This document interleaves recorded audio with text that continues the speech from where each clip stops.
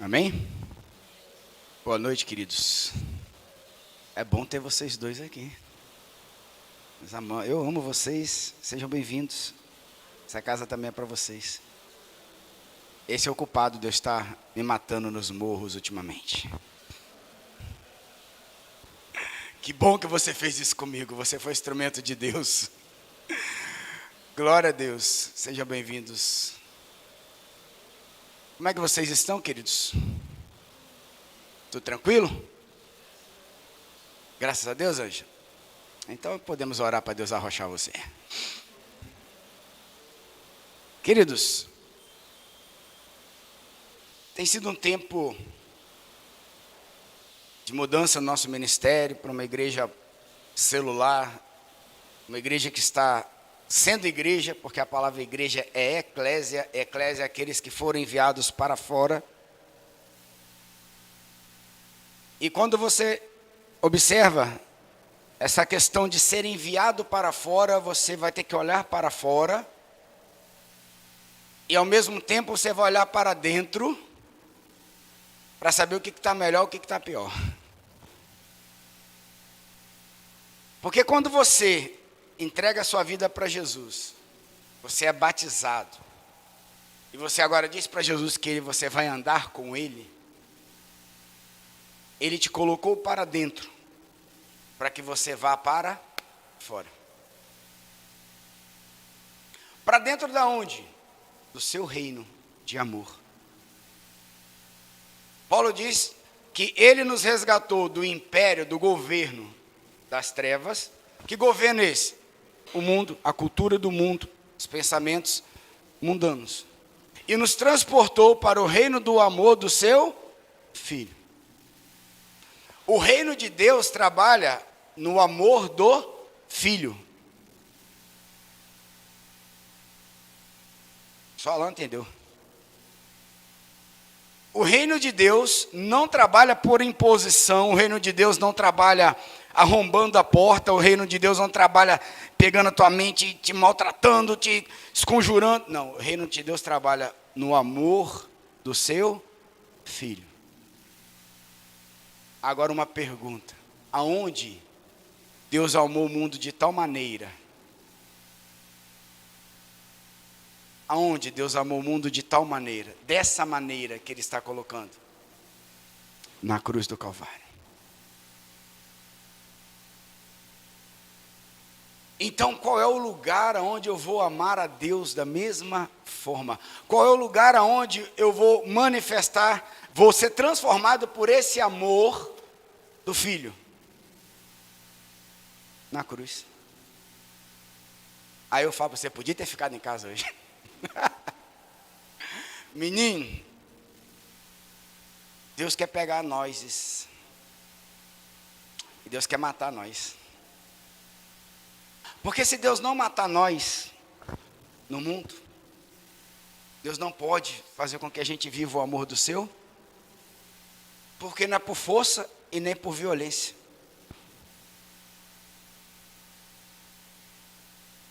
Cara, se tem um indivíduo que é gentleman, é Deus. E Deus é uma pessoa. Uma das características da identidade de Deus é que Ele é uma pessoa. Tem sentimento, tem ciúme, pensa, age, determina. Deus é um gentleman. Mas é interessante que é um gentleman e que em toda essa educação, todo esse amor, toda essa graça, nós vamos morrer. Fala para a pessoa que está ao teu lado, se não morrer, não vive. E por que com Deus nós temos que morrer para viver? Porque no mundo nós estamos vivos, porém mortos. Mortos em nossos deleites, mortos em nossos pecados e separados de Deus. João diz que a luz veio ao mundo. João 1:1, a luz veio ao mundo, e essa era a nossa vida, e veio para o que eram seus, e os seus não o receberam. Depois você lê lá, Evangelho de João 1, 8, 9, 10, 11, 12. Aí no 12 ele vai dizer, mas a todos quanto receberam, deu-lhes o poder de serem feitos filhos de Deus. Aos que creem no seu, você crê no nome de Jesus? Então tem um poder que vai agir sobre a sua vida para transformar você em filho do amor. Agora, se é por amor, não é por violência, não é por imposição, não é chutando a porta, alguém vai ter que se permitir ser mudado, não é verdade? Aí eu pergunto, quem vai ter que ser mudado? Deus ou eu? O meu marido ou eu? A minha esposa ou eu? O meu filho ou eu? Meu inimigo ou eu? O mundo ou eu? A igreja ou ele? A igreja. Entenderam isso, queridos? Amém? Então todos foram embora na paz do Senhor Jesus, acabou. Está resolvido. Agora, vai praticar isso. É estreita, né? Vou fazer aqui uma alegoria, uma história. Cujos personagens estão aqui nessa noite. Minha mulher encheu a paciência de mim. Aí me deu uma bicicleta. Uma Caloi. Aí fui levar meu carro, um camarada aí, tá sentado aí atrás. Ele falou assim, rapaz, vamos ali, final de semana que você ganhou uma bicicleta. É coisa simples. É um passeiozinho de 9 quilômetros, é rapidinho. Aí como eu não tenho muito juízo, eu fui. E me empolguei, porque quando eu era mais novo, dos 14 aos 20 anos, eu andei de motocross, fiz trilha de moto, Aí eu já estava na bicicleta, acelerando a bicicleta, e o outro, esse bicho é doido mesmo, ele está até acelerando. Só que do meio para diante, menino, o gás acabou, as pernas faltou, e a minha vontade era fazer o quê? Jogar a bicicleta em quem chamou. E no outro dia eu estava andando assim. Por quê? Porque eu sei o que são 9 quilômetros, eu sei o que é uma bicicleta, eu sei que é legal. Eu fui lá atrás, peguei as minhas memórias, trouxe, me animei todo. Mas uma coisa é o que eu ouço. A outra coisa é quando eu vou fazer. Porque quando você vai fazer, é que você vai ver se você está preparado ou não.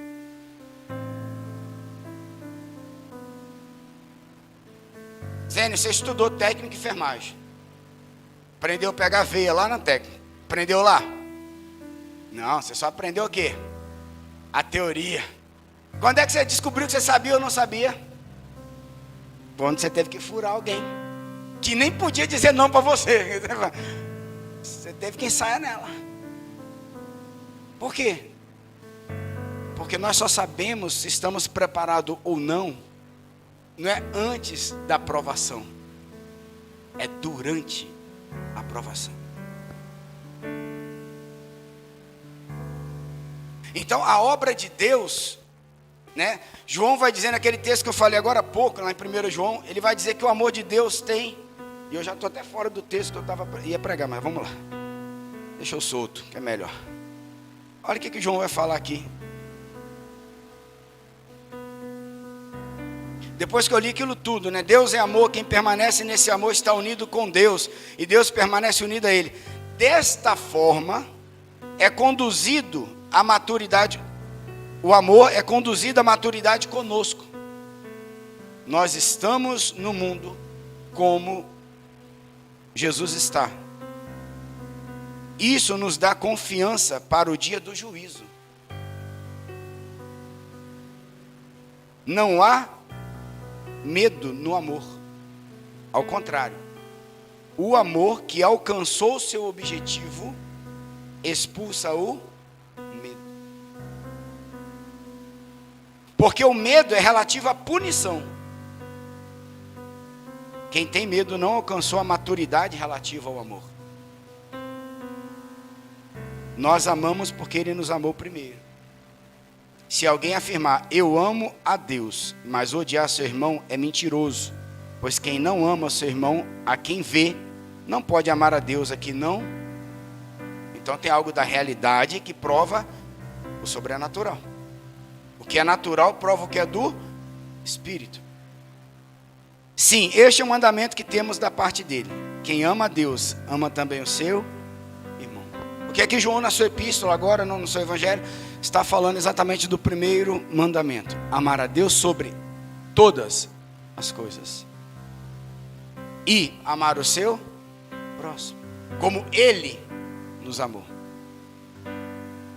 Só que esse texto ele tem que estar vinculado com outro texto de Mateus, que eu vou falar dele daqui a pouco, mas já vou citá-lo.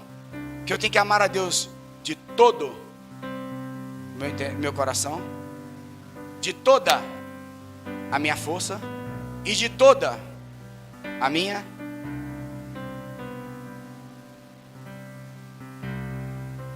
O problema é o todo.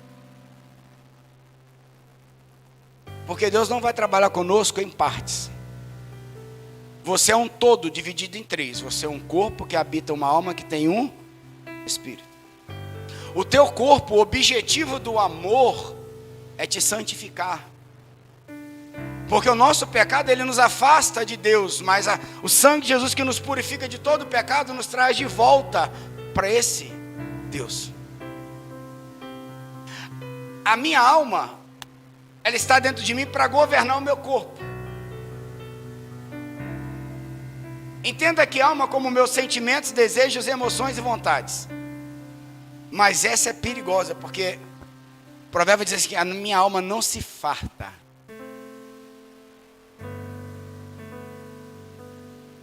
A minha alma não se farta. Hoje eu quero uma coisa, se eu conquistar agora, eu nem celebro aquilo que eu conquistei, eu já quero. E às vezes eu conquisto algo e depois eu falo assim, para que eu fui arrumar isso para mim? Ô Jesus, só me deu dor de cabeça. Mas quando estava lá foi Deus que deu, agora está igual Adão, né? Ossos dos meus ossos, carne da minha carne. Aí quando Deus falou, cadê tu, Adão? Ela lá, a mulher que o Senhor me deu. Ah lá que você arrumou para mim. Confusão que você arrumou na minha vida. E nós somos assim. Essa é a nossa alma. Mas nós temos algo dentro de nós chamado Espírito.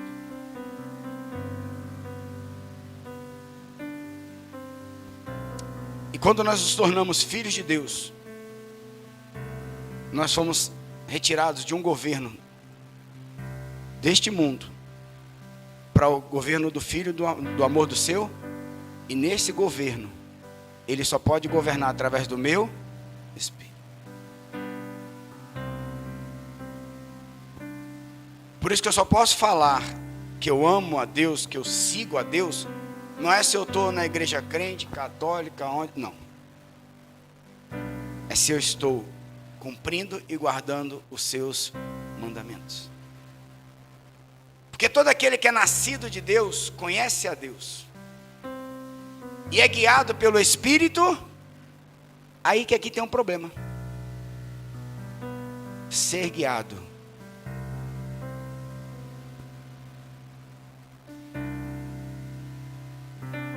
Porque a Bíblia diz que um cego não pode guiar outro. Ou seja, quem está nas trevas, ou seja, quem está fora do amor de Deus, no pecado, ele tropeça porque ele anda em trevas. Ele tropeça e não sabe nem que tropeçou. Isso que muita gente está tão perdido na vida que vai tropeçando e vai nem... Aí parece que um abismo vai chamando outro abismo. Não parece, é verdade bíblica. Mas às vezes nós estamos na casa do Senhor, buscando conhecer o Senhor, entregando nossa vida para o Senhor, mas não estamos muito diferentes. Porque ao invés de estarmos sendo guiados, equipados, amadurecidos em Deus, nós estamos servindo a Deus, mas querendo viver a nossa vontade junto. Não dá, meu.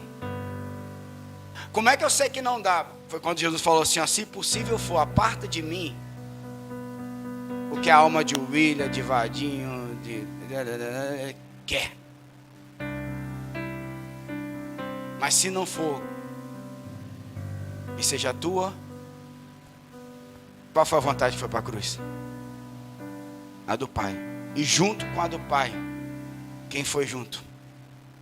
Todo aquele que está disposto a ser guiado pelo Espírito.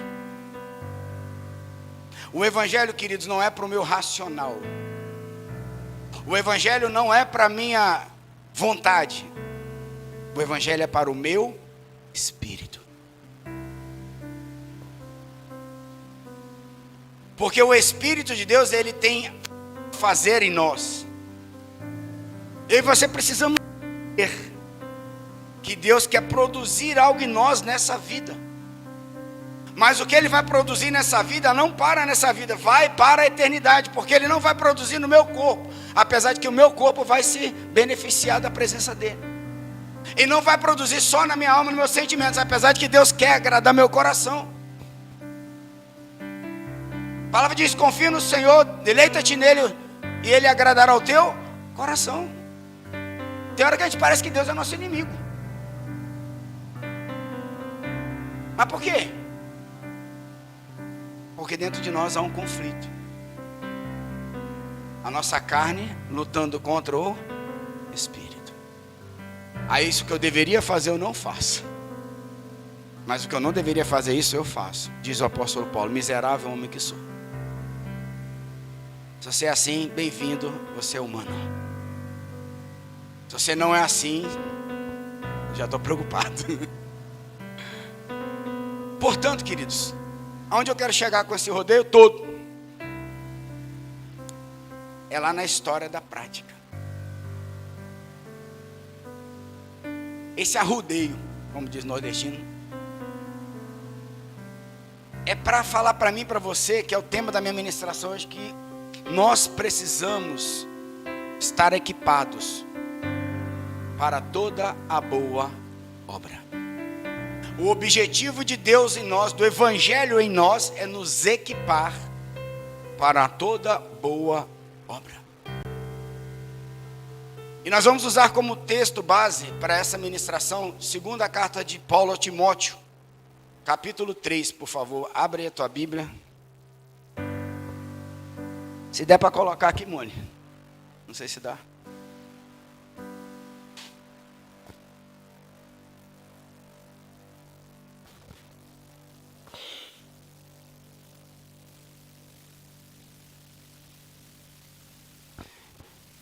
Esse texto, Paulo escreve para Timóteo enquanto ele estava em Éfeso. Paulo era apóstolo do Senhor, Timóteo era um discípulo de Paulo, um jovem, bem jovem,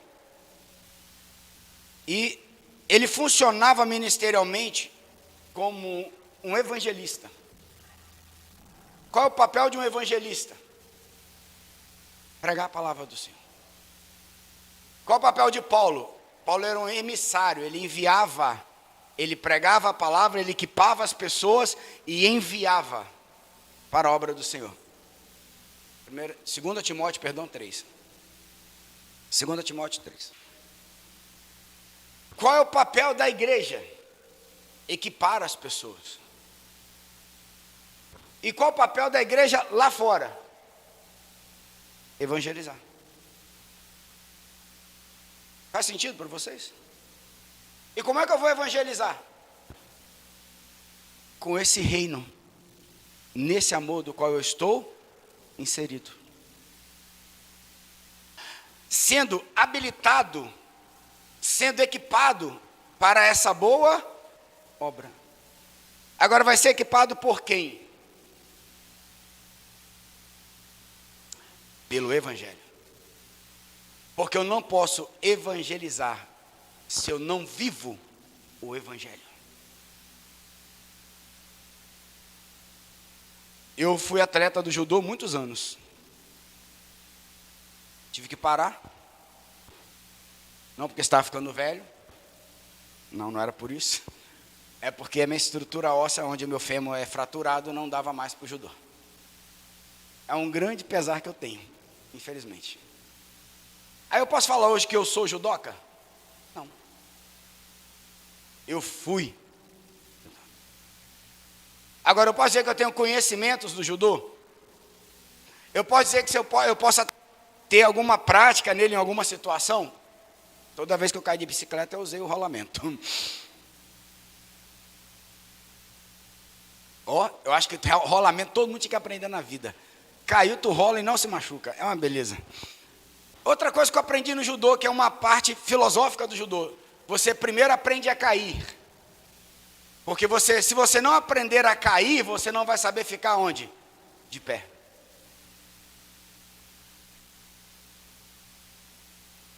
Olha que interessante. Olha que princípio interessante. Então, olha que interessante. Não é vencendo as lutas que eu sou aprovado. É passando por elas.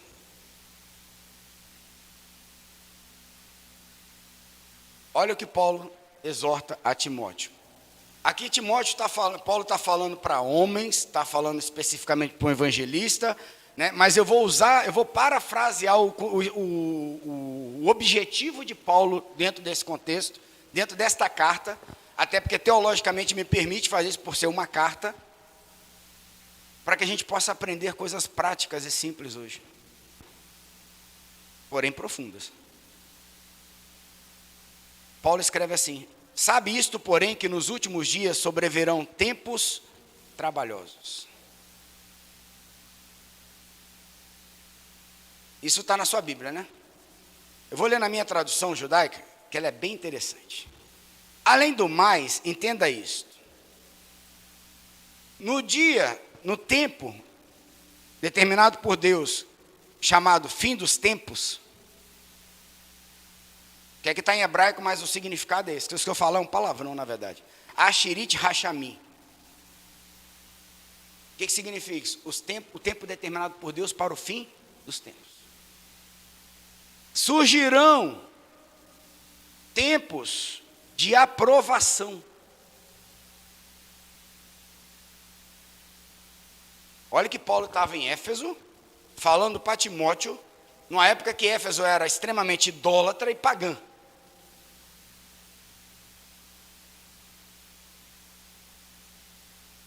As pessoas serão egoístas, amantes do dinheiro, orgulhosas, arrogantes, insultantes, desobedientes aos pais, ingratas, profanas, desalmadas, implacáveis, caluniosas, descontroladas, violentas, odiosas do bem, traidoras, obstinadas, cheias de prepotência, mais amantes dos prazeres do que de Deus, e ainda que mantenham uma forma exterior de religiosidade, negam o seu poder.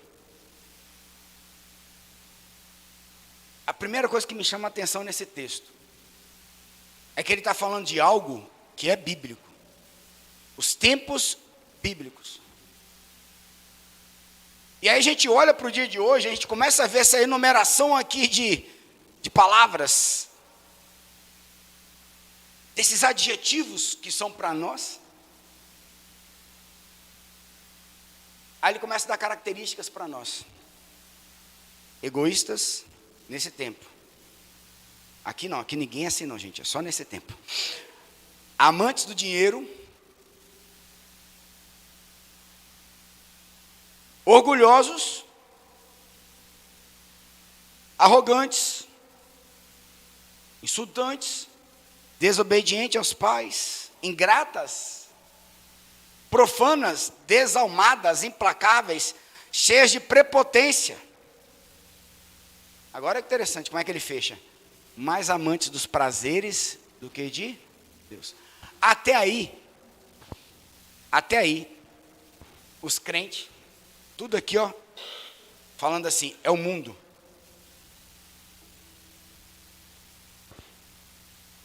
E ainda que mantenham uma forma exterior de religiosidade, negam o seu poder. Recebe aí, por favor. Olha que interessante. E aí, meninas, sejam bem-vindas.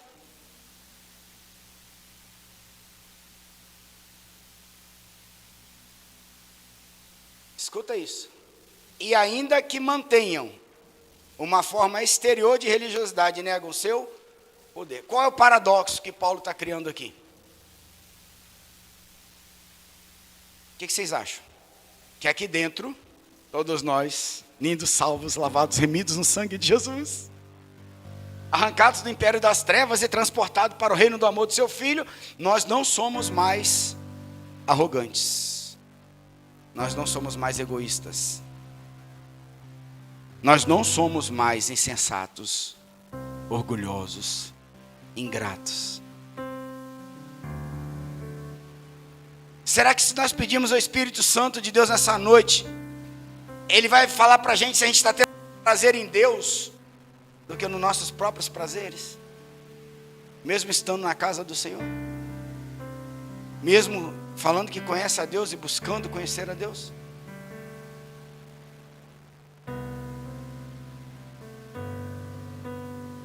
Queridos, entenda a primeira parte do texto. Sabe, porém, isto: nos últimos dias serão tempos de aprovação. A palavra de Deus diz assim: buscai ser aprovados pelo Senhor. O que é aprovação na palavra? É interessante quando a gente pensa em aprovação, porque o Evangelho ele tem um objetivo. Assim como o amor tem o objetivo de lançar fora todo o medo. Mas eu não sei porquê, de alguma forma, ou melhor, eu sei porquê e sei a forma, que o pecado original que entrou no homem, que habita na alma do homem, ele não consegue abrir mão de si por completo para viver com Deus de verdade. Eu e você sempre temos alguma área de restrição para Deus não mexer. Ou eu e você, de alguma forma, acreditamos que fazer por conta própria, fazer do nosso jeito, ser da nossa forma, vai ser infinitamente mais prazerosa, poderosa do que o Deus que fez os céus, a terra e tudo que nela há. O Deus que sopra o Espírito dele dentro do homem, que você não consegue ficar um minuto. Ou melhor, sabe quantos minutos você pode ficar sem respirar? Sem oxigênio? Vamos botar assim, sem respirar você não passa de um se você não treinar. Mas sem oxigênio, quem é que sabe quanto tempo você pode ficar sem oxigênio antes de ter uma lesão cerebral? 3 minutos.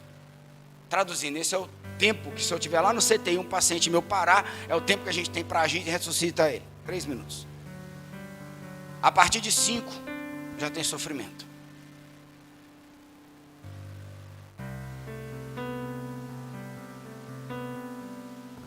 Eu falava à mesa essa semana, eu, Sofia, Deuvane almoçando, e não sei porque saiu alguma coisa sobre o poder da palavra de Deus. E eu falei, nós como homens e mulheres,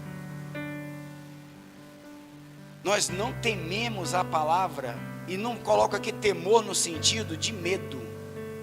Eu coloco temer no sentido assim, é tão poderoso, é tão grandioso, é tão glorioso, que Deus não erra, que Deus não falha, que Deus fez tudo ao teu tempo, a sua certeza. Mas se você for por uma nação comunista e levar uma Bíblia, você na mesma hora, sua família vai ter que comprar uma bala e pagar o seu funeral. Porque se você entrar na Coreia do Norte hoje com a Bíblia na mão, você é condenado à morte. Se você entrar na China com a Bíblia na mão, você é condenado à morte. Por que países, nações temem a palavra de Deus? E por que o homem não consegue abrir mão do seu orgulho, dos seus prazeres, dessas realidades que Paulo está colocando aqui, para entrar numa vida verdadeiramente com Deus?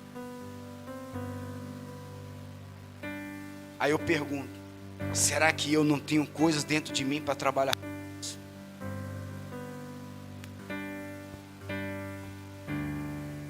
Tem 2 coisas que para mim são muito verdades.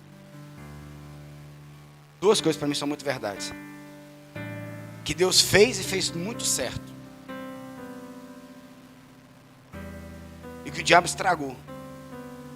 E que Deus veio e refez tudo de novo.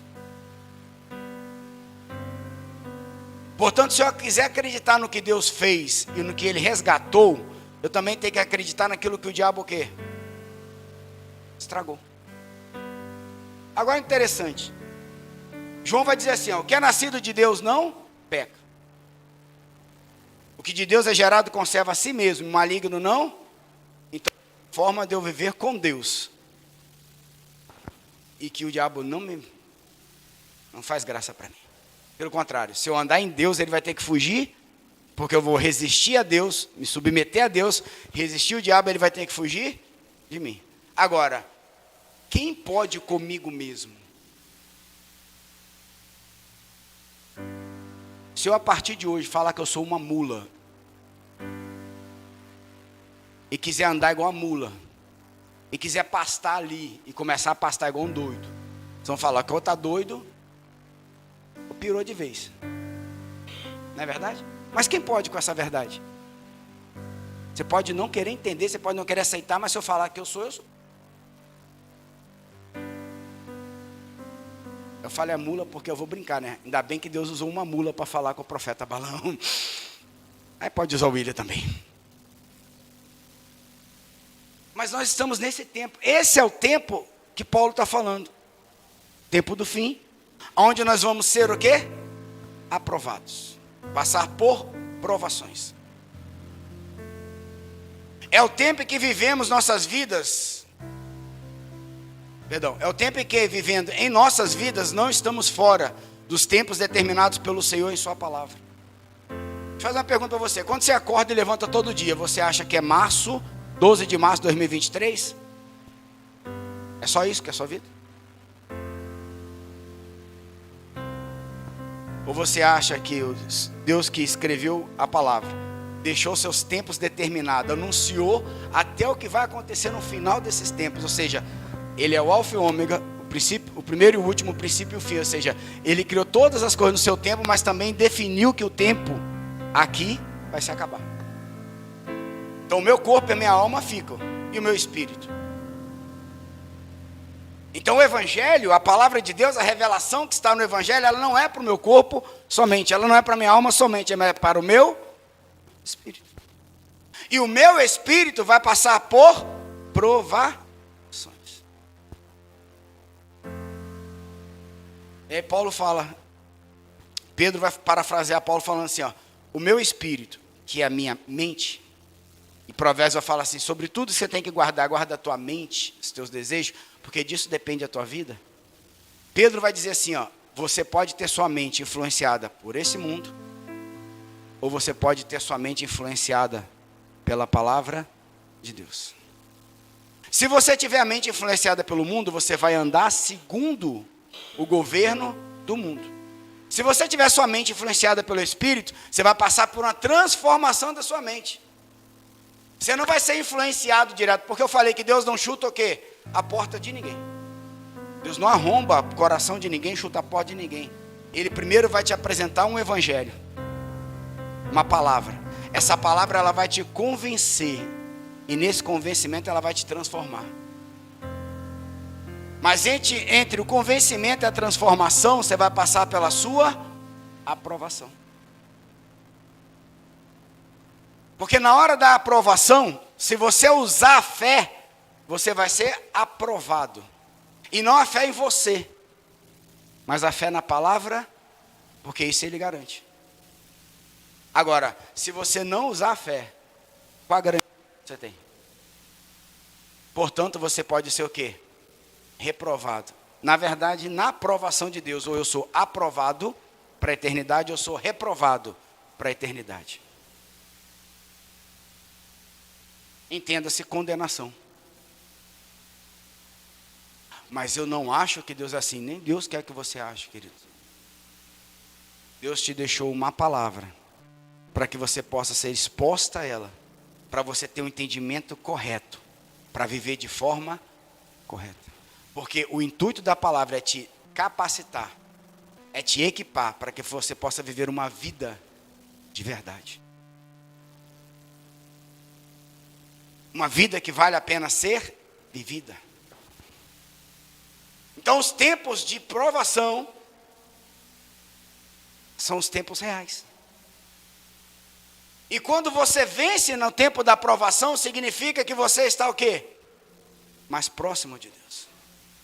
Quando você não vence no tempo da provação, isso mostra que você está longe de quem?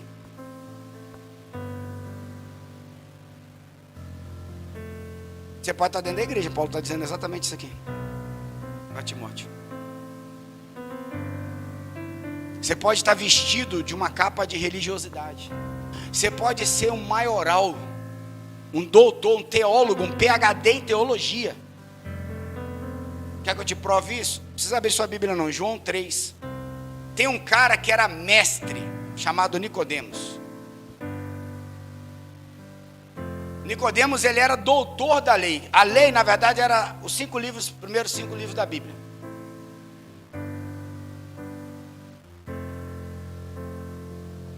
Que é o Pentateuco, que é o que os judeus hoje usam como Torá. Mas a Torá ainda consiste em Isaías e Salmos. Salmos e Provérbios. Esse cara, que sabia tudo de Bíblia, que era um exímio religioso, que guardava os mandamentos do Senhor, que amava ao Deus a quem ele esperava, que servia a Deus no seu tempo, era um sacerdote, um doutor da lei, um cara que cuidava do povo de Deus. Olha o que diz João. Havia entre os fariseus um homem chamado Nicodemos, príncipe dos judeus. Este foi ter a noite com Jesus e disse: Rabi. Olha que interessante. O cara era mestre. Foi de noite. Por quê? Porque ninguém podia ver o mestre da lei falando com um maluco que está transformando a religião, que está tirando a religião do campo do virtual e está trazendo e colocando no coração das pessoas, para as pessoas viverem, que está tirando o Deus que está distante e colocando dentro das pessoas, que está tirando as pessoas que estão nas trevas e colocando dentro do amor do seu filho. Aí ele chama Jesus de Rabi. Sabe o que significa? Mestre. Bom, mas para ser mestre você tinha que estudar no mínimo 30 anos aos pés dos outros mestres. Coisa linda. Estão entendendo, queridos? Ele está chamando Jesus de mestre. Aí ele fala: bem sabemos que és mestre. Ó, tinha algo em Jesus que Nicodemos conseguiu ver, percebeu? Tem gente que até consegue ver Jesus como um profeta, consegue ver Jesus como uma boa pessoa, como Jesus um cara bonzinho, o amor de Jesus como bom, né? O religioso sabe bem isso.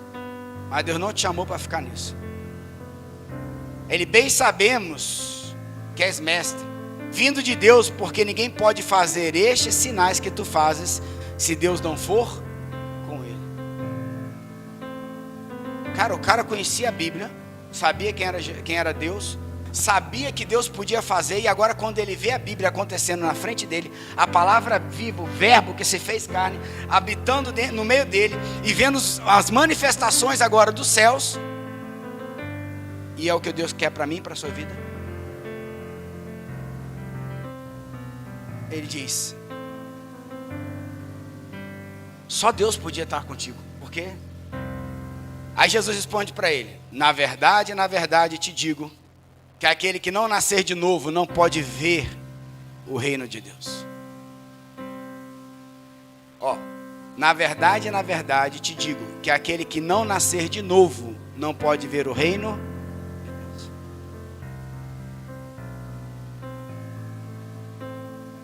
Disse Nicodemos: como pode alguém nascer sendo velho? Porventura vai adentrar o ventre da sua mãe e nascer? Porque ele estava imaginando que alguém tinha que o quê? Ir lá no ventre da mãe e fazer o quê? E voltar à vida. Jesus respondeu: na verdade te digo, que aquele que não nascer da água e do Espírito não pode entrar no reino de Deus. Queridos, Toda aprovação, ela é uma porta que você vai entrando para dentro do reino dos céus. E quanto mais você vai caminhando em direção aos céus, mais os céus vai caminhando na sua direção. O problema é que toda vez que eu caminho para a direção dos céus, eu começo a receber o quê? Confronto. O cara sabia a Bíblia, tu também sabe. Ah, mas não sei muito. O pouco que você sabe é suficiente. E às vezes a gente recusa saber mais. Porque acha que tá bom, por quê? Porque para mim tá bom. O nível não é seu, filho. Aí é interessante que Jesus fala uma coisa para ele muito interessante. O que é nascido da carne é carne, mas o que é nascido do Espírito é Espírito. Jesus ainda faz uma piada que tu és mestre em Israel e não sabia disso? Tu é crente, tu é católico, tu é praticante da Bíblia e não sabe disso? Essa semana eu tive semana passada eu tive 2 encontros no meu consultório. Um com um cidadão evangélico, em surto de um transtorno bipolar. Sentou na minha frente, começamos a atendê-lo. E aí ele falou.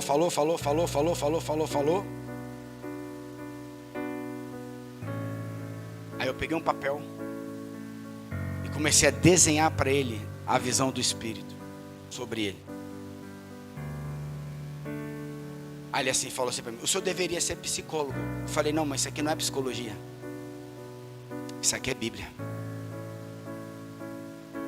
É porque eu estou há 10 anos na terapia e ninguém falou nada sobre isso para mim ainda. Eu falei: mas isso não é terapia. A terapia ela é boa, mas ela vai até um determinado lugar. A palavra de Deus não. A palavra de Deus ela entra dentro de nós e ela vai até onde divide a nossa consciência, a nossa racionalidade e o nosso espírito. Ela vai além. Esse homem tem 10 anos tomando remédio. Em 1h50 de conversa. Deus me dá essa graça. Aí saiu de lá, eu acho que a partir desse mês, a partir desse dia. Eu não sou ainda um homem que eu quero ser, mas eu já estou pronto para me tornar o que o senhor está falando. Falei: pronto. Entendeu? No dia seguinte, ele foi na terça. Na quarta, entra uma senhora de 79 anos. Católica, praticante. E em pleno choro. E está assim porque hoje eu estou com crise. O remédio não segurou. E numa crise de depressão, ansiedade, aquele mix. A filha desesperada. Falei: calma, gente. Falei: doutor, não era nem para ela vir aqui. Eu falei: não era para ela vir aqui sim. E ela não entendeu nada. Mas o senhor é fonoaudiólogo, o senhor não é psicólogo. Eu falei: fica tranquila.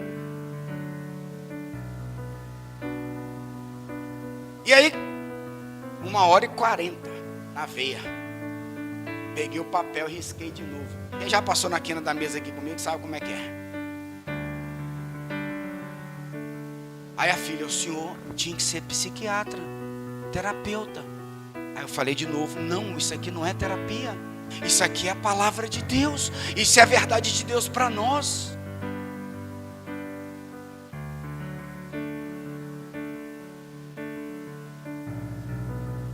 Porque a terapia ela vai, é muito boa, ajuda.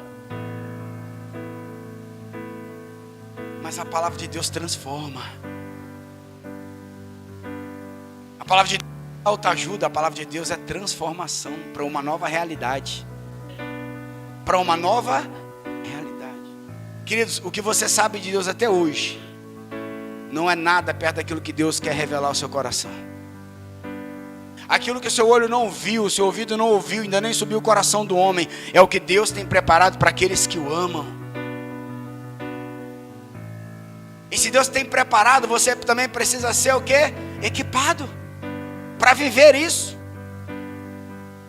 E o que Paulo está dizendo é exatamente isso.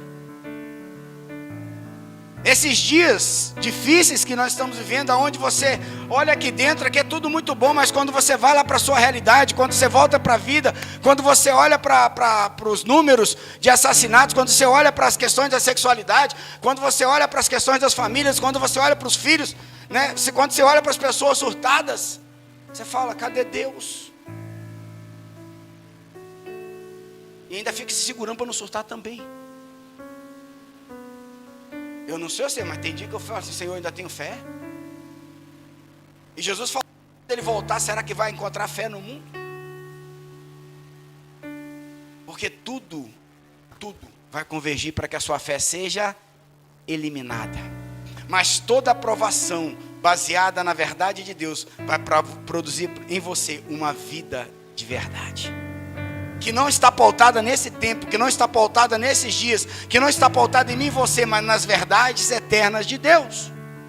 E fundamentadas no seu amor, no amor do seu Filho. Portanto, eu preciso conhecer este amor, eu preciso conhecer esse Filho, eu preciso conhecer essas verdades.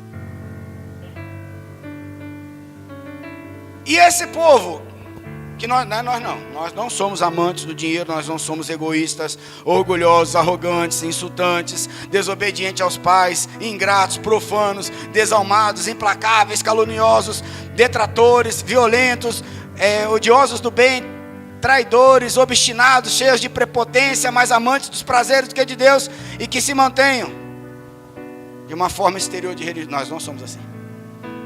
É porque é difícil pregar isso para a gente, né, gente? E se eu for direto, é complicado. Conselho de Paulo: afaste-se. Sabe aquela história assim que sua mãe falava? Você não é igual a todo mundo? E é verdade. Na verdade, eu vou dizer para você, não é nem igual ao mundo. Porque você foi gerado antes que Deus colocasse você no ventre da tua mãe. O Senhor já te conhecia e já tinha um propósito para a tua vida.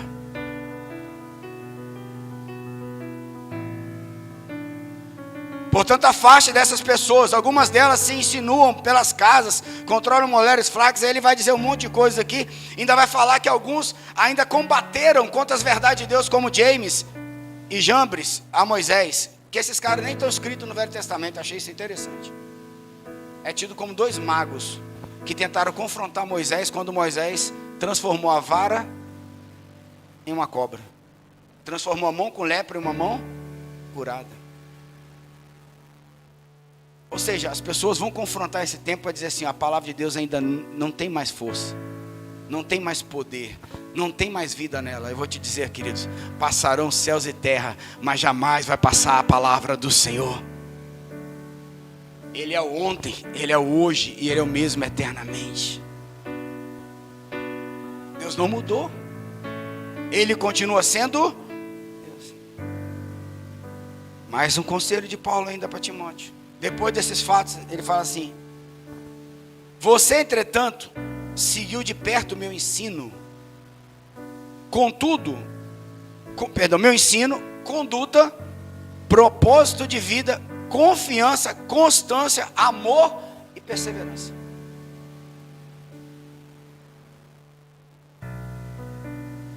Lembra que eu falei que Paulo era apóstolo e Timóteo era evangelista e Timóteo era um discípulo de Paulo? Em que ele seguiu Paulo? Primeiro Paulo falou assim: se afaste de quem você não tem que seguir. E seguir aqui não é só uma pessoa. Seguir aqui também fala de condutas de si próprio. Deixa eu falar a verdade para tu. Nós não somos tão bons como nós achamos. Nós não somos tão certinhos como nós achamos. Nós somos tão complicados que Deus precisou deixar a palavra e o Espírito para nos convencer. Porque uma outra pessoa muitas vezes não é capaz de nos convencer.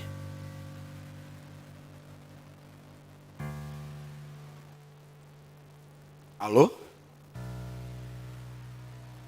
Você, entretanto, seguiu de perto meu ensino, conduta, propósito na vida, confiança, constância, amor e perseverança. Bem como as perseguições e os sofrimentos que surgiram no caminho de Antioquia, Icônio e Listra. Quantas perseguições suportei, entretanto o Senhor me livrou de todas. muitas são as aflições de um justo, porém o Senhor livra de... Agora ele diz, na verdade, quem deseja viver de forma piedosa, em união com Yeshua, com Jesus, será perseguido, ao passo que as pessoas más e impostoras irão de mal a pior, enganando e sendo enganadas. Aqui tem duas questões. Cara, quando você tenta ter uma vida, na verdade do evangelho, sempre vai ter um para dizer assim, tu está ficando o quê? Doido. Mas aí você vai recitar a frase da Bíblia. Deus fez as coisas loucas para confundir quem? Os sábios.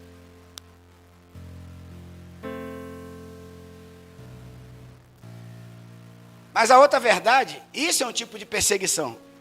Mas a outra verdade é que se eu ando por mim mesmo, se eu ando na minha arrogância, no meu egoísmo, nos meus prazeres, amando dinheiro, no meu orgulho e assim por diante, eu vou de mal a pior.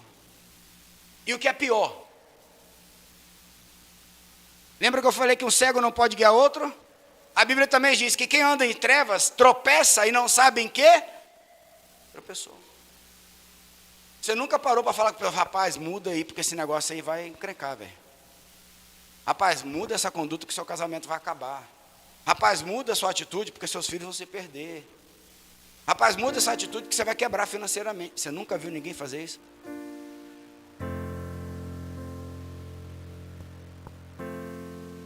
E sabe o que é pior, queridos? É que hoje dentro da igreja, a gente como líder, que aqui Paulo está falando para o seu liderado, então eu vou usar esse contexto. Às vezes a gente vai falar para uma pessoa a mesma coisa. Eu vou acabar com o meu casamento. Falei, mas essa nunca foi a vontade de Deus. Por que você quer acabar o casamento? Não, porque é incompatibilidade de gênero. Eu falo, hã? Então você vai deixar de casar com a sua mulher e vai casar com um homem agora? Porque incompatibilidade de gênero, o gênero teria que mudar, né? Não, vou casar com outra mulher. Meu irmão, isso só vai trocar os problemas. E nunca foi permissão de Deus para isso.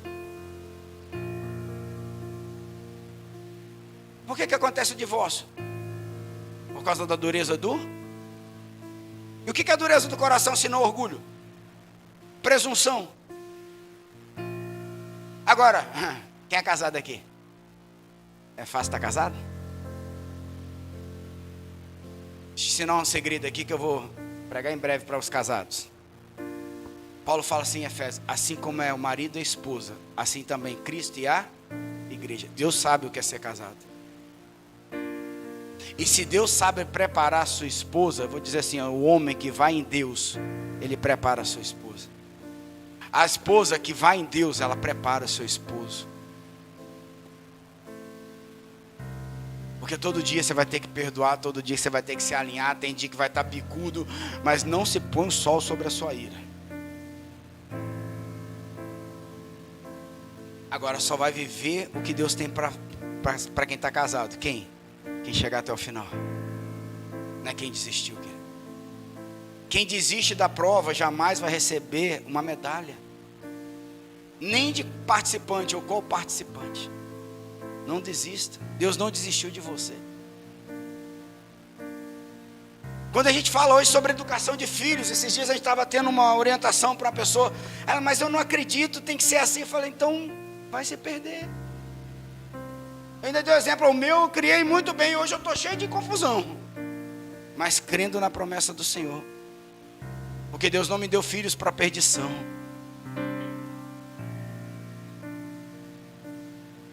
E aí quando você está cheio de enfermidade, você fala, meu Deus, e agora? Ele levou sobre si toda a tua enfermidade. Mas hoje nós confiamos mais. Eu não estou falando aqui, até porque eu sou profissional de saúde, para você não tomar o remédio, não procurar, não. O problema é você confiar mais nisso. E um detalhe, a própria ciência hoje assume que 90% das nossas enfermidades não está relacionada a fungo, bactéria ou vírus. Está relacionado às nossas emoções, ao nosso coração. E a promessa de Deus é que Ele tiraria o coração de carne, esse coração aqui, ó, ingrato, infiel, amante do dinheiro, orgulhoso, arrogante, insultante, desobediente. Tiraria esse e daria um coração de carne, sensível ao Espírito dele. E por que sensível ao Espírito? Porque o Espírito vai transformar você, vai te convencer no que precisa ser convencido e vai te levar de forma que você se torne um filho de Deus.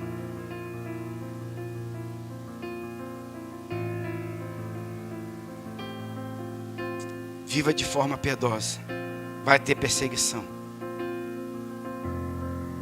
Mas é melhor ter perseguição do que ir de mal a pior, enganando e sendo enganado.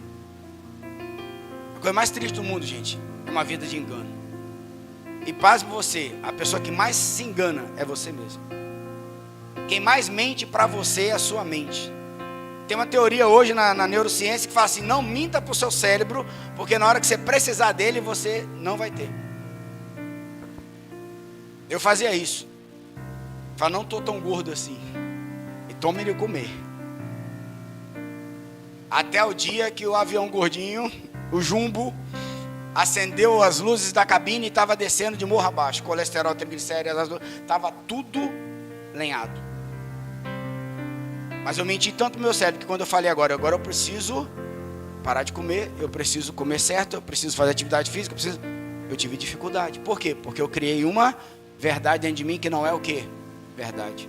E um detalhe, sua mente tem um neurônio para chamado neurônio espelho. Só que é interessante, se você também criar uma verdade do teu espírito, nesse neurônio também vai prevalecer.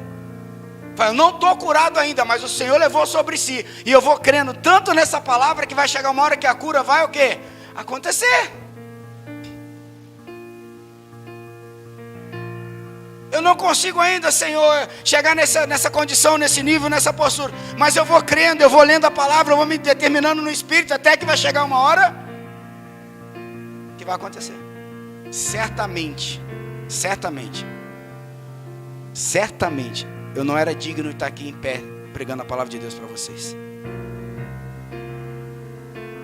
Só estou, porque o amor de Deus me alcançou. E não me fez melhor do que vocês, pelo contrário.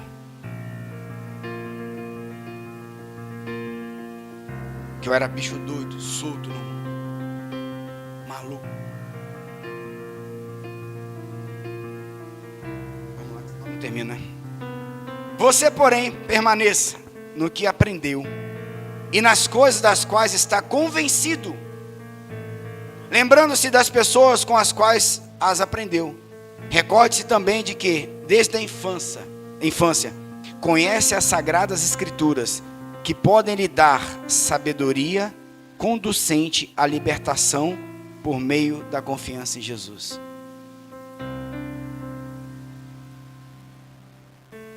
Ainda diz mais, toda a escritura é inspirada por Deus e valiosa para ensinar a verdade, convencer do pecado, corrigir erros e treinar a viver correto.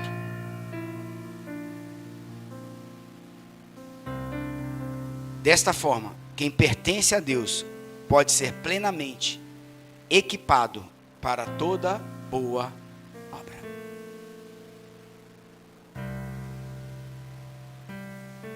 Mas, apóstolo, eu leio a Bíblia ou não leio? Eu creio na Bíblia ou não creio?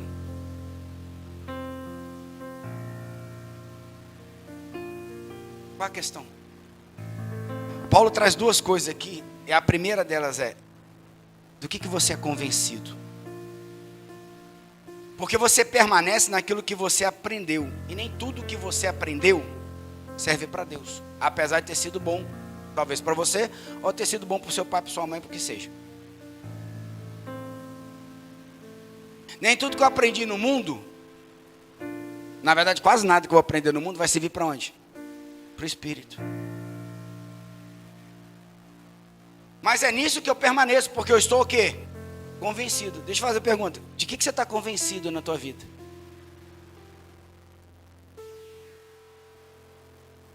Eu vou dizer uma verdade para você.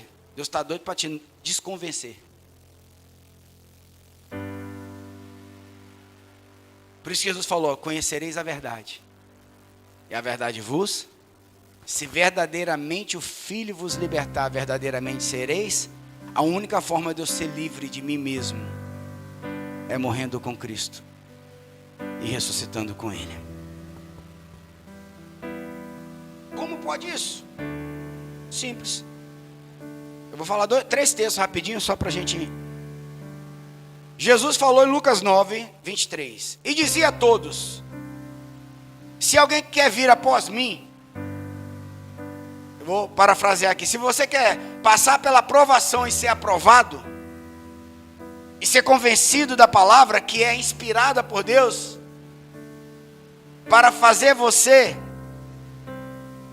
para convencer você do pecado, corrigir dos erros e treinar a viver corretamente, e desta forma, Deus plenamente vai equipar você para toda boa obra.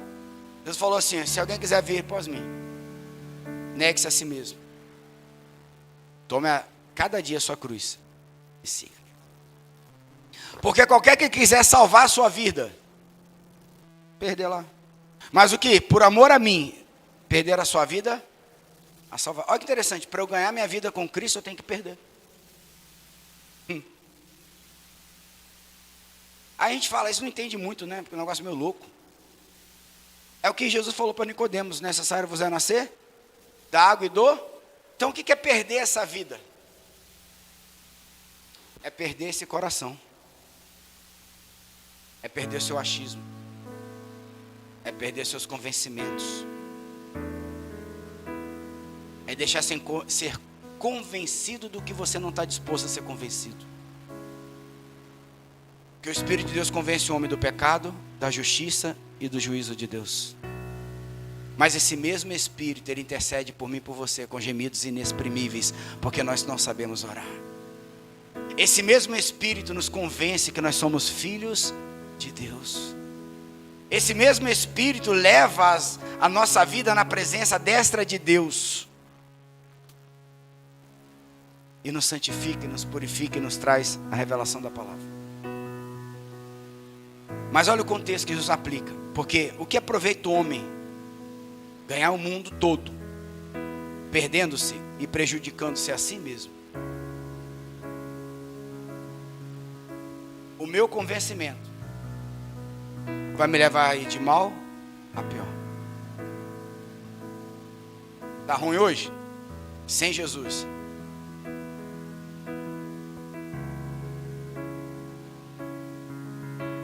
Está entendendo, querido? Você quer avançar? Permita-se morrer. É aqui, ó. É aqui. Só os humildes. Paulo, que escreve para Timóteo, ele era judeu de judeu, hebreu de hebreu, fariseu dos fariseus. Foi instruído nos pés de Gamaliel, o maior doutor da lei que tinha naquele tempo, cumpridor da lei, exímio pregador. A primeira pessoa que Paulo saiu para matar foi Estevão. Está lá em Atos. Porque esse Paulo que agora está ensinando isso daqui, ele tinha esse coração, em nome da religião, e perseguia os cristãos, e matava. E esse mesmo Paulo ficou cego por 3 dias. 3 dias na Bíblia fala do tempo de você morrer,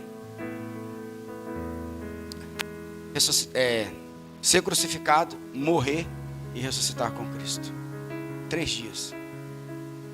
Esse cara que era o cara que falava tudo, sabia tudo de Bíblia, Deus manda um camaradinha simples, humilde, se borrando de medo de Paulo,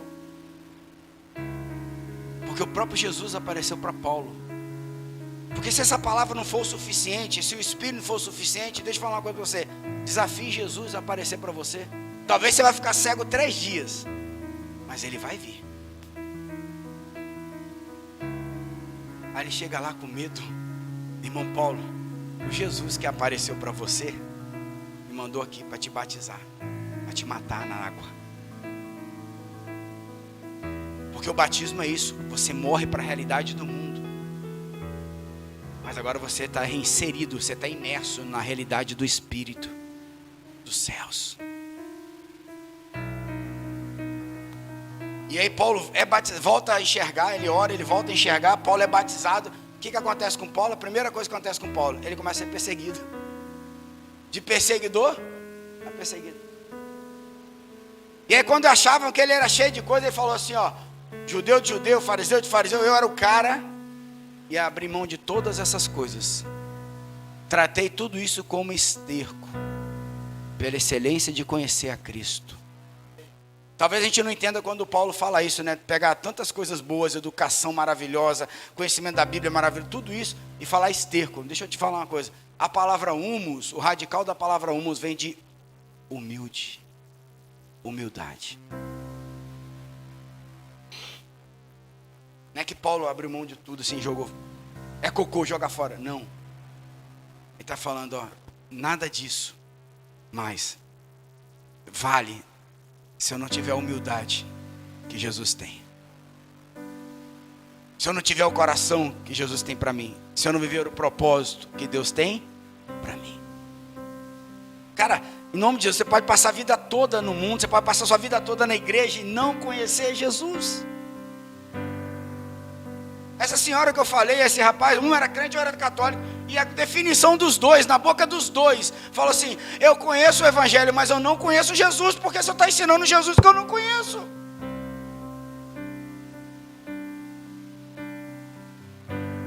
Qual Jesus você conhece? Qual a sua convicção acerca de Jesus?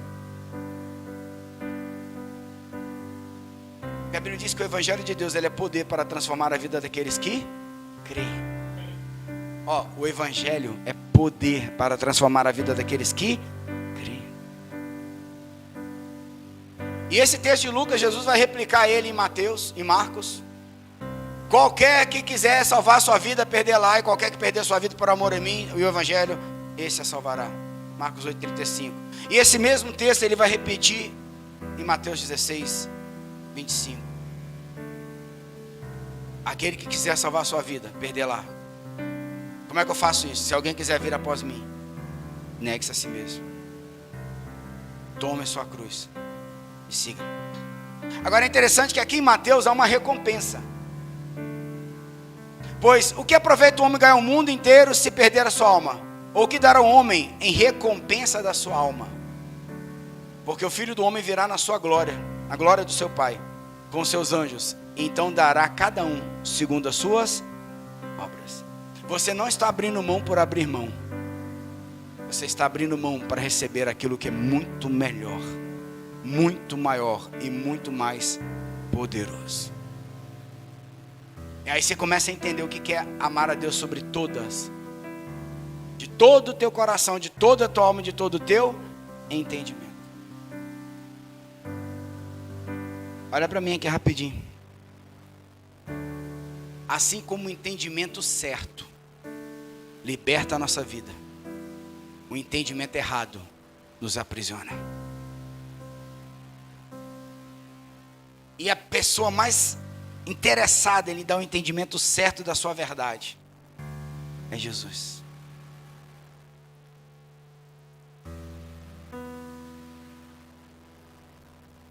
E isso é tão verdade que Paulo, para a gente encerrar, escreve assim: toda a escritura é inspirada por Deus e valiosa para ensinar a verdade. Porque a verdade é Cristo, e Cristo é o Logos, é a palavra, e a palavra é Ele. Então quando eu me exponho à verdade da palavra, eu estou me expondo a quem? A Cristo. E Cristo em vós é a esperança, a glória. Agora é interessante, a palavra inspirada aqui é theopneutos, no grego. Não bonito, né? Vai ter filho de novo, meu filho? Você tem uma creche. Quem vai ter filho ainda? Theopneutos. Mas vamos lá, theo, do grego, é Deus. Pneu, é espírito, é o ar, é o sopro. Paulo está dizendo o seguinte, que a palavra ela foi soprada por Deus, em homens inspirados por Deus, em mulheres inspiradas por Deus, para ensinar. Aí o que eu quero tomar aqui como verdade? é que quando eu e você nos submetemos a essa provação, e isso vai ser no nosso dia a dia, isso vai ser no nosso casamento, isso vai ser no estudar, no obedecer a pai e mãe, nos sentimentos, no dia a dia. Quando você submeter essa provação e você deixar o Espírito soprar a verdade dele em você, a sua primeira reação é de morte. Já viu aquela hora assim que você está doido para matar alguém, você vai... É essa. E o pior é que você vai, eu tenho que obedecer? Tem! Acabou. Aí que você fica mais irado ainda. Eu tenho que fazer? Tem! Porque é Deus expondo o que está dentro de você para fora, para Ele trazer o que Ele tem para você dos céus e colocar dentro de você. Por isso que a oração do Pai Nosso, primeiro é uma oração do Pai. E Ele não é meu, Ele não é seu, Ele é nosso. Aí você fala assim, venha o teu reino, seja feita a tua. Aonde vai ser feita a vontade de Deus?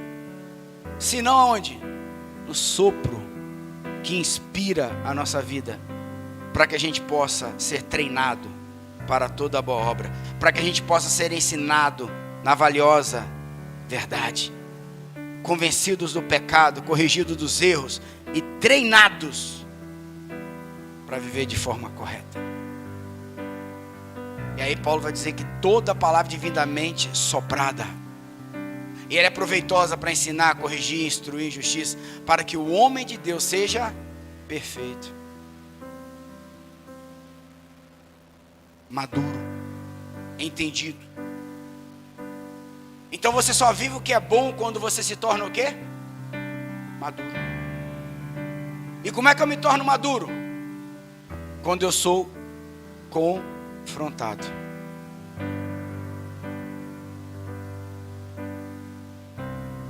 Você quer viver com Deus? Peça o Espírito Santo para te convencer. Porque a única forma da gente fazer a vontade de Deus é não cumprindo a vontade da carne. Paulo fala isso em Gálatas 5:16. Digo, porém, andai no Espírito e não cumprireis a vontade da carne. Agora entenda, querido, que a sua vontade não é fazer a vontade de Deus. Porque de alguma forma o pecado colocou na nossa mente que o que a gente pode fazer por nós mesmos é melhor do que o que Deus pode fazer. E se isso não morrer no batismo, na fé em Cristo e ser batizado, isso não pode gerar vida. Por quê? Porque a carne cobiça contra o espírito, guerreia, e o espírito guerreia contra a carne, e estes dois se opõem para que não façais o que quereis. Há uma briga dentro de mim e de você, e ela não está, entendam, ela não está descuidada de Deus. Às vezes a coisa está tão difícil, às vezes as coisas estão tão difíceis, mas a vontade no casamento é jogar a toalha. Às vezes a vontade no dia a dia é jogar a toalha. Às vezes a vontade quando você é confrontado é matar alguém.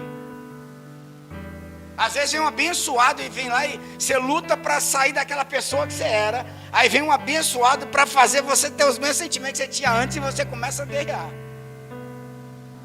E a Bíblia ainda diz, de onde vêm as suas provações, se não dos seus prazeres?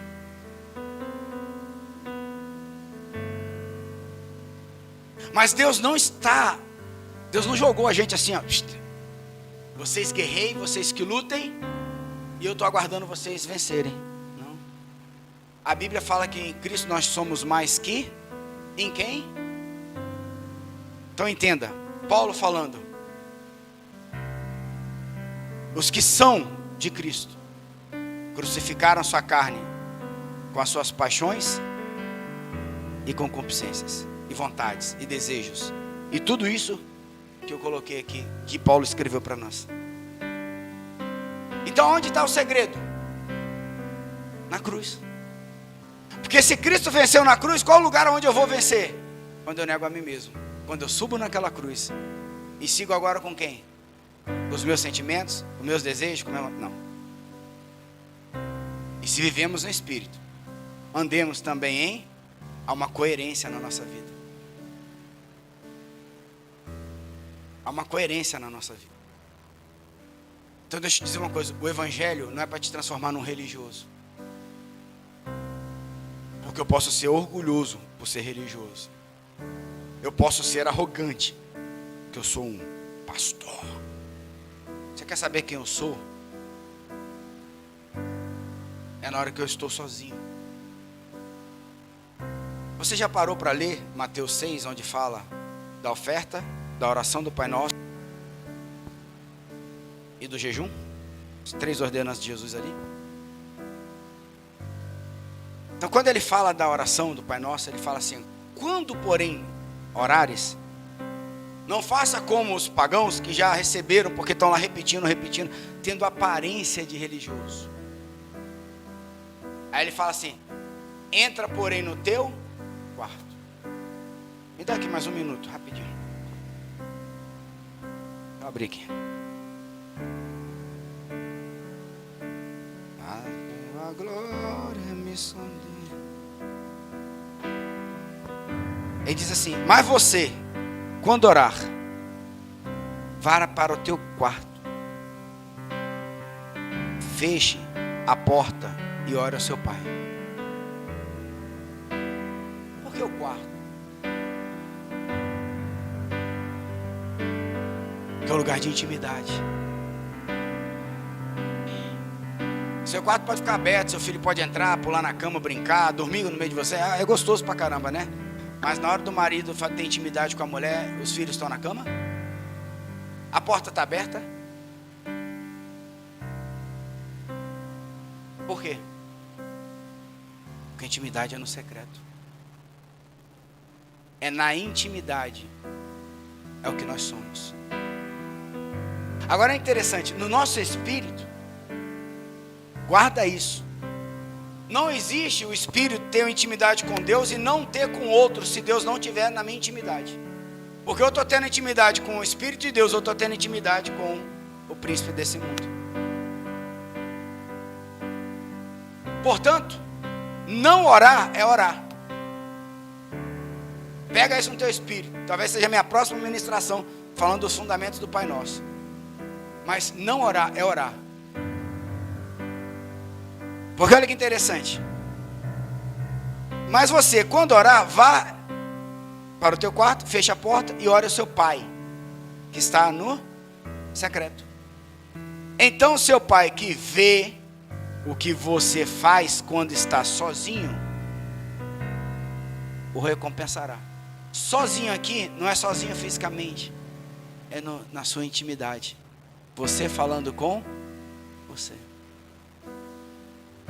Você, seus desejos, suas paixões. Portanto, se eu não oro a Deus, para o Espírito dele me guiar aí para o entendimento da palavra, a me expor a palavra, e o Espírito me ajudar a perder aquelas características, para que na minha aprovação eu seja aprovado. Ou seja, Deus quer te ajudar a se tornar o que Ele quer que você se torne. Deus quer fazer de você o que Ele quer fazer em você. Mas eu preciso me permitir ser influenciado pelo Espírito de Deus, pela verdade do Evangelho, pela palavra do Senhor. E se eu não estou sendo influenciado por Deus, eu estou orando para alguém. E esse alguém vai me manter o quê? Orgulhoso, presunçoso, vaidoso, deturpado, arrogante, e tudo isso que o Paulo falou, mesmo estando dentro da onde? De uma igreja. Não existe, queridos, aprenda uma coisa, a palavra culto vem de cultura, e cultura, é o que nós fazemos. Ou eu faço as coisas que estão nos céus, que eu aprendo com a palavra de Deus e com o Espírito, ou eu faço as coisas que estão no mundo. Quem é o Deus desse mundo? E quem é o Deus dos céus? Então não existe não cultuar.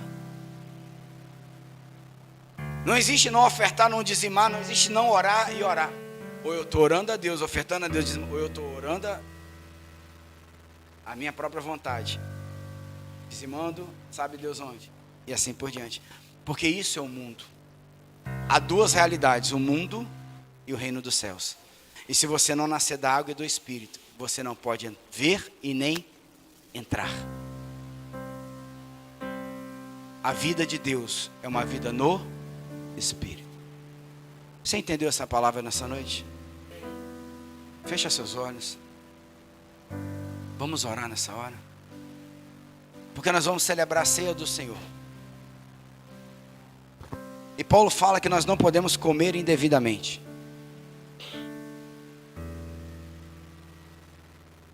A nossa ceia ela é aberta, tá? O dono da mesa é Jesus, então todos aqui têm direito à mesa do Senhor, amém? Fique à vontade para você participar da comunhão com Jesus. Mas você está comendo um alimento para o teu espírito, que é o corpo de Cristo. Você está bebendo um elemento que te purifica do teu pecado. Então hoje é uma noite que nós precisamos parar e meditar no que foi pregado. E confiar no Senhor. E se entregar no Senhor.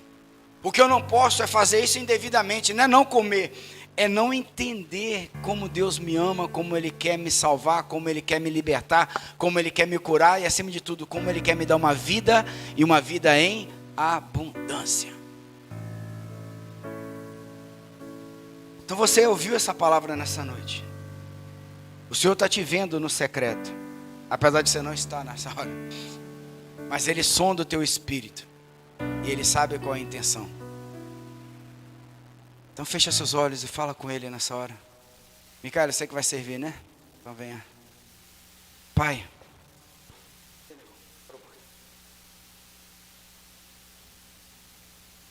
você que está em casa, se você tiver os elementos da ceia, por favor, se prepare.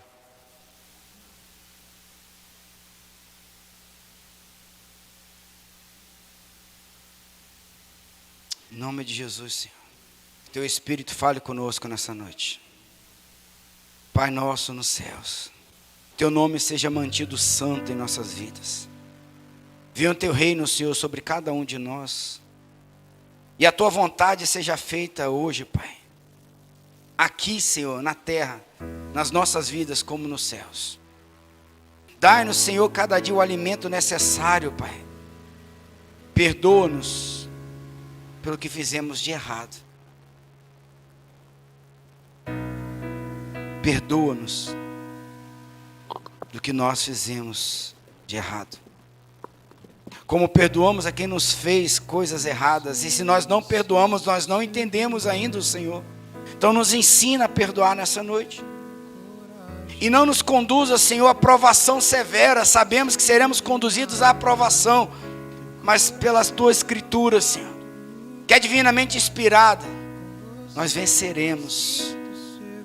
Nós venceremos. Nós venceremos. Mantenha-nos, Senhor, livres do mal. Mantenha-nos, Senhor, salvos do maligno. Mantenha-nos, Senhor, naquela cruz. Mantenha-nos, Senhor, em obediência à tua palavra, ao teu Espírito, Senhor. E livra-nos do mal, Pai. Porque teu reino, o poder, a glória são teus para todo sempre, Senhor. Essa é a nossa oração nessa noite, em nome de Jesus.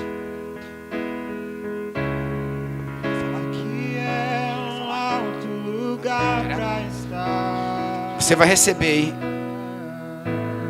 Fique à vontade para participar ou não. É você que vai determinar. A nossa mesa, ela é aberta porque a mesa é do Senhor. Mas o meu convite é que você participe.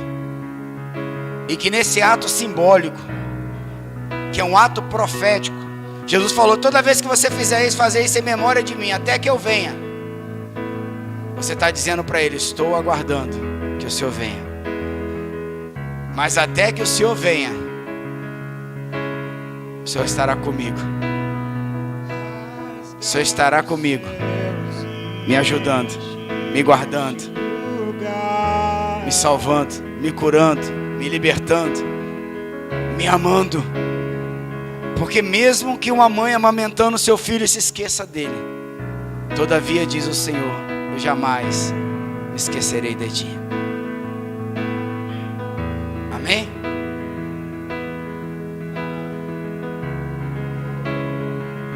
Incomparável, rasga os céus e enche este lugar.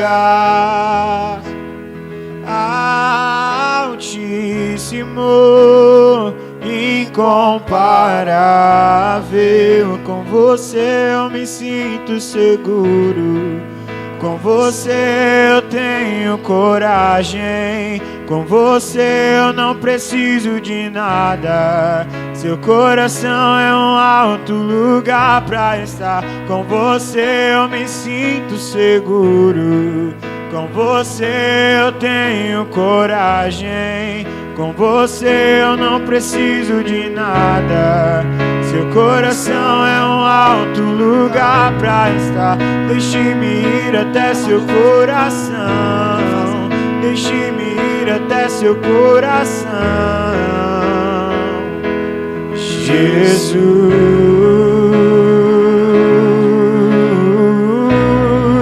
deixe-me ir até seu coração.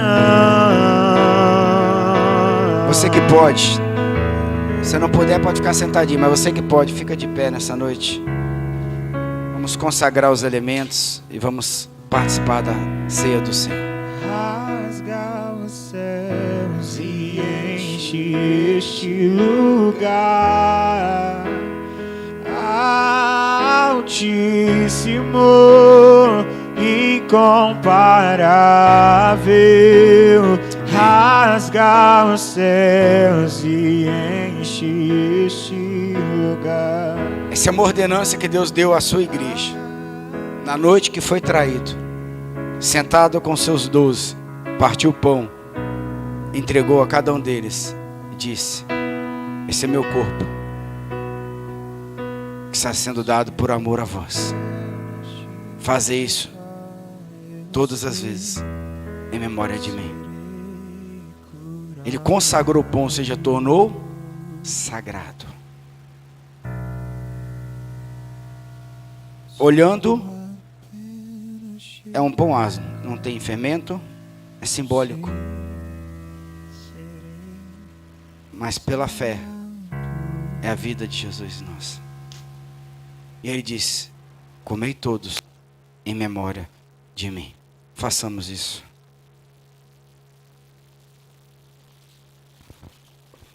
Semelhantemente, pegou o cálice, deu graças, te damos graças, Senhor.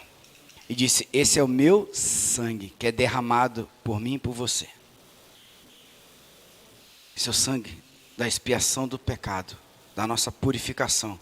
Isso aqui diz o seguinte: o que eu não consigo sem Deus, eu não consigo sem Deus. Mas tudo que eu quiser conseguir com Deus, Ele já preparou para que eu pudesse estar com Ele. Ele disse: tomai todos em memória de mim.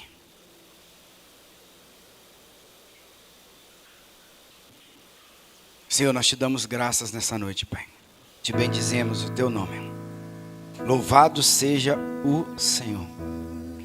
Pai, quantas vidas aqui, Senhor. Quantos filhos teus nesse lugar, nessa noite. Abençoa cada um, Pai, segundo o coração de cada um. Abençoa, Senhor, cada família aqui representada, cada filho representado. Que esse evangelho, Pai, possa ser soprado no nosso espírito, dia após dia, manhã, tarde e noite, ano a ano, Senhor, mês a mês, semana a semana, até que o Senhor venha. Mas não nos deixe sair deste lugar nessa noite, Pai, sem a convicção do Teu amor, da Tua graça, do Teu favor, da Tua palavra, da Tua misericórdia. Não nos deixe sair deste lugar nessa noite, Pai, olhando para os nossos conflitos a cada dia, sabendo, Pai, que Ele tem um objetivo de nos amadurecer e que o Senhor está lutando conosco. O Senhor não nos deixará e não nos desamparará. Não nos deixe sair desse lugar, Senhor, hoje com menos fé do que nós entramos, mas com mais fé porque fomos expostos à tua palavra. Não nos deixe sair nem com a mesma mente, Senhor, que nós possamos sair daqui hoje transformados pelo poder da tua palavra, da qual nós fomos expostos, convencidos pelo teu Espírito, do que o Senhor tem uma vontade para nossas vidas, que é boa, perfeita e agradável. Que o Senhor nos cure nessa noite, seja no corpo, seja na alma, seja no espírito. Que o Senhor nos liberte, seja no corpo, na alma ou no espírito. Que o Senhor nos aprove, que o Senhor nos ame, que o Senhor resplandeça sobre nós o teu rosto, que o Senhor tenha misericórdia de nós e nos dê a paz que excede todo entendimento, que ela venha guardar os nossos corações em Cristo Jesus nosso Senhor. Dá-nos uma semana abençoada. Na autoridade do teu nome nós oramos e declaramos a tua graça, o teu amor e a tua misericórdia sobre nós. No nome do Senhor Jesus, leva-nos em paz e segurança e conduza-nos firmemente ao conhecimento da tua verdade. A tua verdade. A tua verdade. Em nome de Jesus. Amém. Amém. Que o Senhor te abençoe poderosamente. Vocês que estão nos visitando novamente, sejam sempre bem-vindas. Meu amigo, mora no meu coração, você e sua família. Amados, dê um abraço ao teu irmão, declare